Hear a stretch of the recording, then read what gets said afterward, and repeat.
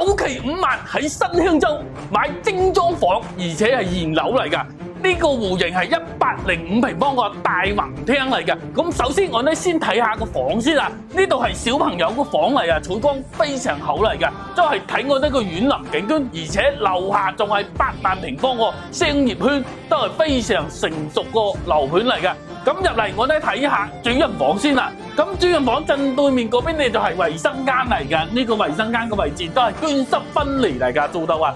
咁呢度休息區嘅位置睇下，哇！呢個空間好大啊，因為佢係現房嚟㗎，咁執埋質可以辦證入住嚟嘅，都係非常唔錯個選擇嚟嘅。而且呢個樓盤一出門嗰度啊，小區門嗰度呢就係呢高速路啊，香海高速路嚟嘅，咁係你國道係105國道嚟㗎，非常方便。去到追去邊個片區都係非常方便嚟㗎。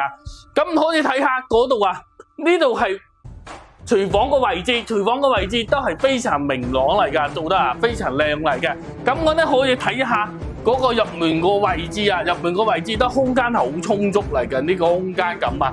咁嗰度你交付嘅標準都係密碼鎖嚟嘅，4合一嚟嘅。入門個位置仲會有一個洗手間同一個書房嚟嘅，呢邊係衛生間嚟㗎。